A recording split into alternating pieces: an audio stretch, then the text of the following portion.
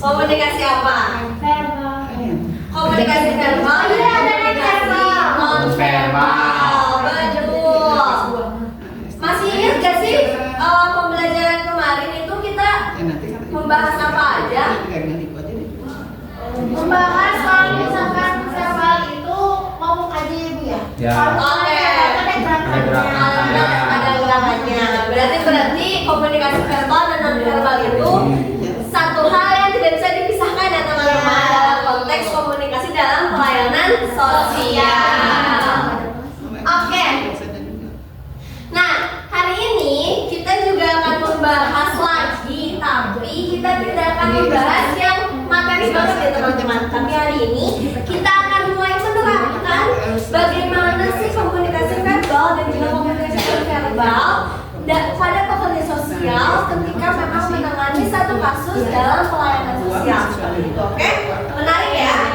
Semoga bisa menarik terus sampai akhir. Ya. Oke. Siapkan semuanya, siapkan diri, siapkan alat tulis dan juga bukunya di meja. Jangan ada handphone untuk agar tidak mengganggu konsentrasi dari teman-teman. Oke. Next. Nah, tujuan pembelajaran hari ini apa aja? Nah, tujuan pembelajaran hari ini diharapkan teman-teman nanti bisa menganalisis apakah adanya kesesuaian antara komunikasi verbal dan juga non-verbal secara objektif. Lalu yang kedua, teman-teman bisa menunjukkan sikap empati dan penerimaan atau menghakimi melalui adanya gestur dan juga kontak mata. Yang ketiga, teman-teman bisa mendemonstrasikan keterampilan komunikasi interpersonal melalui simulasi penanganan kasus atau role play yang akan kita laksanakan pada pembelajaran hari ini. Next. Nah, kita mulai dulu. Sebelum kita mulai, coba sebutkan satu contoh bahasa tubuh yang menunjukkan bahwa kita peduli terhadap klien apa aja. Mau? Senyum. Apa lagi? Mata? Maksudnya? Menjaga mata. Menjaga mata itu maksudnya kontak mata.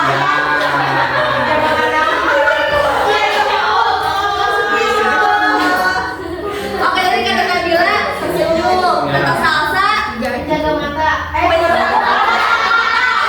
kontak mata.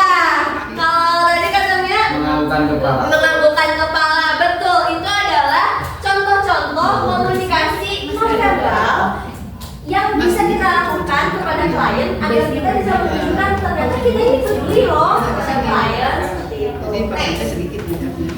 Nah, ini juga kemarin kita sudah mempelajari bersama-sama ya teman-teman. Ini hanya sekilas saja kita mengenal komunikasi dalam pekerjaan sosial kemarin. Jadi komunikasi verbal ini kan pesan ya, lisan gitu atau tulisan gitu. Itu adalah sesuatu yang bisa diucapkan. Ternyata di bawahnya itu ada komunikasi juga bentuknya, tapi lebih ke apa yang dirasakan, diyakini dan juga dibentuk. Ini bisa dibentuk dari apapun, dari pengalaman, dari persepsi, dari bahasa, agamanya juga, lingkungan sosialnya juga. Jadi di sini ternyata makna komunikasi ini lebih banyak ditentukan oleh isyarat yang tidak diucapkan. Betul. Jadi kalau bisa digambarkan, yang bisa diucapkan itu 10%, tapi mungkin 90%-nya adalah yang hanya bisa dirasakan gitu, yang hanya bisa dibentuk dan juga mungkin yang hanya bisa ditunjukkan seperti itu, dan kita harus bisa mengartikannya. Next. Nah, nextnya, di sini ada etika dan kepercayaan klien. Nah, jadi pada saat kita melakukan komunikasi, kita juga harus memperhatikan ketiga ini, yaitu kita juga sebelum kita melakukan komunikasi atau melakukan seperti intervensi atau asesmen, itu kita harus mempersiapkan alat.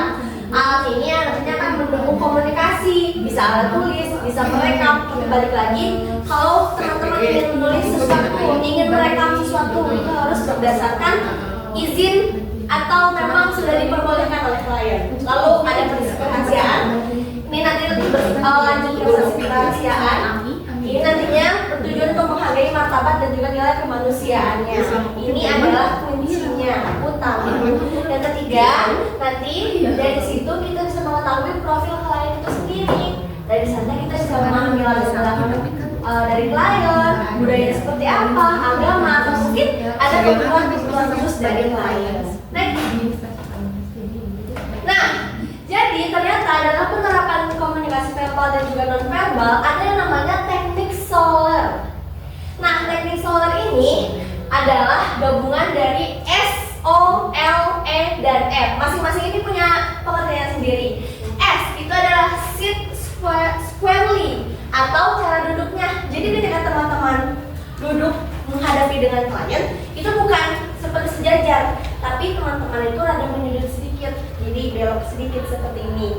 Nah, ini agar klien ini merasa aman dan juga tidak terkesannya kaku gitu kalau harus face to face atau sejajar. Lalu O, open posture. Nah, ini tuh menyilangkan tangan di dada atau di kaki, mungkin seperti ini ya. Oh, ibu boleh pinjam. Nah, mungkin seperti ini. Kalau teman-teman duduk, itu teman-teman bisa menyilangkan tangan, entah itu di dada, tapi jangan tinggi banget ya, ini seperti bosi gitu, misalnya seperti ini gitu, atau boleh seperti ini. Jadi memperlihatkan kalau pekerja sosial ini sudah siap untuk menerima informasi tanpa klien merasa ditolak. Jadi harus terbuka gitu, kayak nah seperti ini kan, ready gitu, ready mendengar seperti itu. Next, ada L.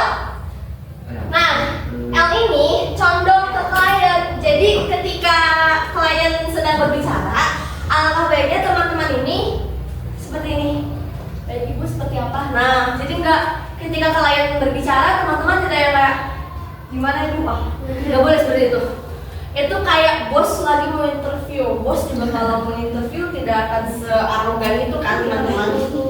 Jadi itu disesuaikan bagaimana kita bisa lebih condong kepada klien. Lalu ada E, eye contact. Kalau tadi kata Salsa, menjaga pandangan. Menjaga pandangan ini tuh pandangannya tuh harus disesuaikan juga gitu. Jadi seperti apa ya teman-teman? Seperti teman-teman ini melihat klien ini adalah ya memang datang dengan keunikannya sendiri gitu, datang dengan masalahnya sendiri dan juga datang dengan memang mempunyai kebutuhan gitu. Jadi teman-teman melihatnya itu seperti menerima gitu, enggak yang gitu. Kalau gitu kan kayak suspicious atau seperti curiga, ini ada apa ya, kayak curiga itu kan gak baik. Tapi yang baik itu adalah kayak gitu, memberi pandangan yang teduh, yang santai gitu. Lalu yang terakhir adalah relax. Jadi harus santai, jangan terburu-buru, jangan tegang, jangan memainkan jari. Terus seperti ini. Nah, sebagai pekerja sosial juga harus menunjukkan rasa kepercayaan diri di depan klien. Next.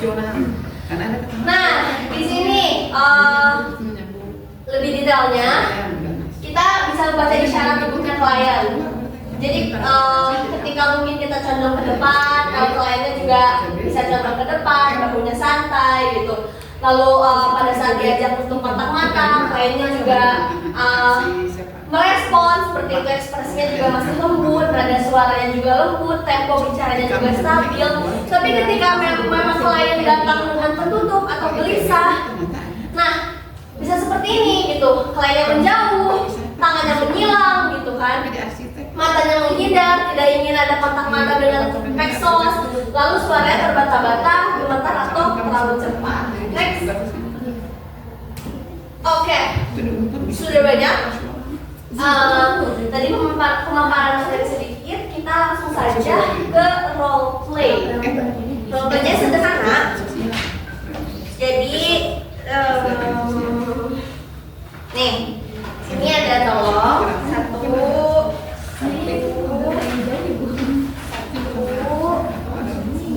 ada tiga sih, nanti teman-teman boleh baca aja. Ini juga ada lembar penilaiannya. Nanti teman-teman yang melihat temannya di role play depan boleh dinilai menggunakan lembar penilaian. Nah, dilihat dulu, dibaca dulu dialog kasusnya. Di depan juga ada, katanya klien adalah seorang remaja yang datang ke ruang layanan sosial. Ia tampak sedih, menunduk dan enggan berbicara karena sedang menghadapi masalah berat. Bagaimana cara kita membangun jembatan kepercayaan tanpa harus memaksa berbicara? Aman? Kira-kira sudah tahu siapa yang akan jadi pesos dan akan jadi korban klien? Jaya boleh. Iya, Jaya boleh ke depan. Boleh. Oke. Huina mau jadi pesos? Oke. Teman-teman yang maju boleh bantu menilai ya. Oke. Terima kasih. Ibu boleh pinjam kursi samping tidak? Di sini Ibu. Di sini. Teman-teman yang ke depan menerapkan teknik solo itu ya, berarti Huina kalau pesos agak beda. Udah butuh teks juga. Ini berarti Ibu aku lihatnya agak iya dong, kan adanya di sebelah sini.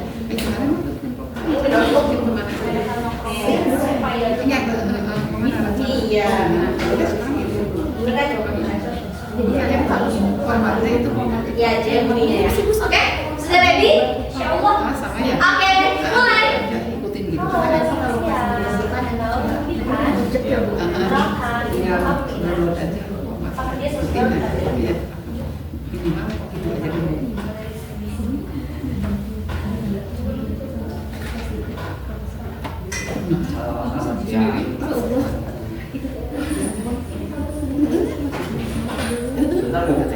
Gak apa-apa.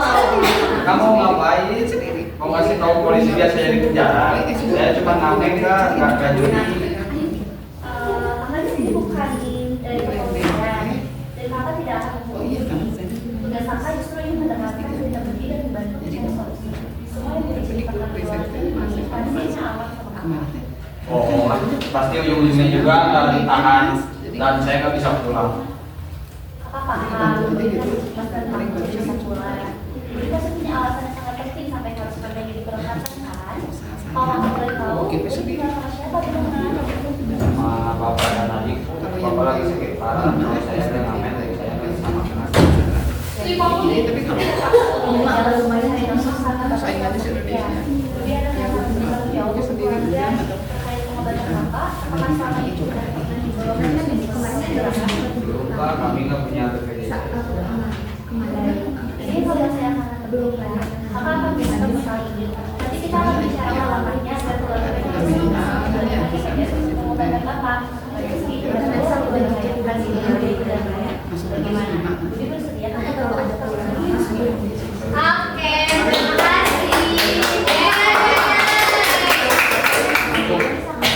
Oke, terima kasih ya. Terima kasih.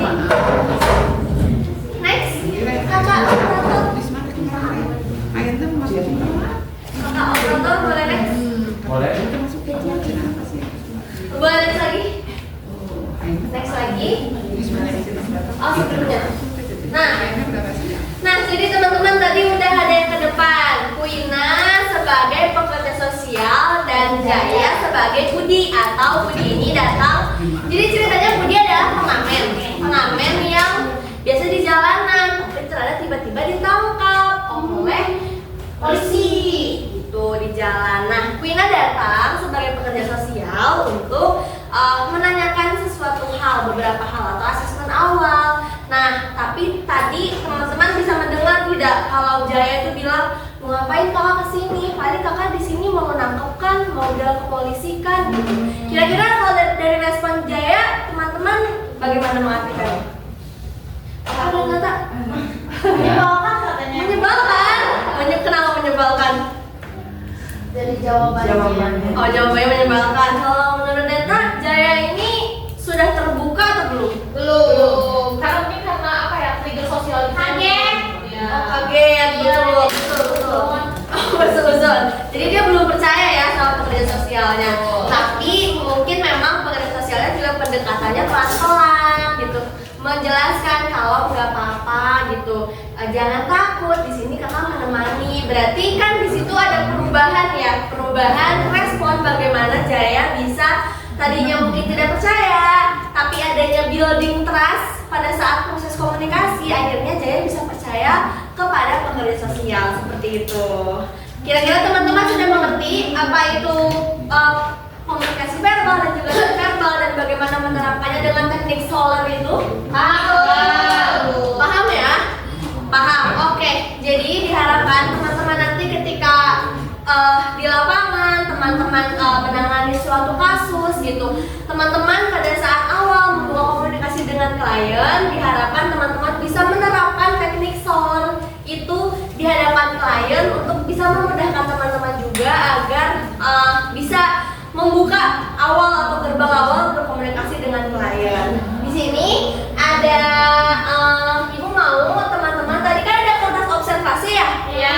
Nah, dituliskan di bawahnya dua prinsip komunikasi dari SOLER ini, pilih dua yang memang dipraktikkan oleh tadi teman kita Wina dan juga Jaya. Oke? Nanti lembar observasi dan prosesnya dikumpulkan ke ibu ya, biar pembelajaran. Oke, next. Oke, kesimpulan. Ada yang mau baca kesimpulan? Renata. Oke, satu boleh. Oke, dua kesimpulan pada pembelajaran hari ini yaitu dalam praktik pembelajaran sosial, komunikasi nonverbal memiliki peran yang sama krusialnya dengan komunikasi verbal untuk menumbuhkan pertahanan klien yang defensif atau trauma. Lebih dari sekedar menggali informasi, seorang pekerja sosial profesional harus mampu menunjukkan empati yang tulus, memvalidasi perasaan klien, dan hadir sepenuhnya presence dengan sabar tanpa menghakimi, bahkan ketika klien merespon dengan diam. Terima kasih ya, Sang sudah membacakan kesimpulan. Next. Oke, teman-teman, ternyata sudah cukup pematerian hari ini. Kita belajar bersama yang sudah cukup hari ini. Kita sudah belajar bagaimana menerapkan komunikasi verbal dan juga non-verbal. Tidak ada tugas minggu depan karena seperti yang sudah teman-teman ketahui, kita sudah masuk ke minggu ujian. Jadi teman-teman persiapan diri, teman-teman belajar lagi, review lagi materi yang sudah diajarkan minggu kemarin. Jangan lupa, karena ibu juga akan membuat soalnya tidak jauh dari materi yang sudah dijelaskan kemarin, seperti itu. Terima kasih untuk hari ini. Sebelum kita akhiri, Kuina boleh dipimpin doa sebelum pulang. Baik, sebelum kita mengakhiri pembelajaran hari ini, alangkah baiknya kita berdoa masing-masing dalam hati. Berdoa dimulai. Amin. Baik, terima kasih Kuina. Terima kasih teman-teman semuanya. Kita akhiri saja pertemuan hari ini. Billahi taufiq wal hidayah. Wassalamualaikum warahmatullahi wabarakatuh.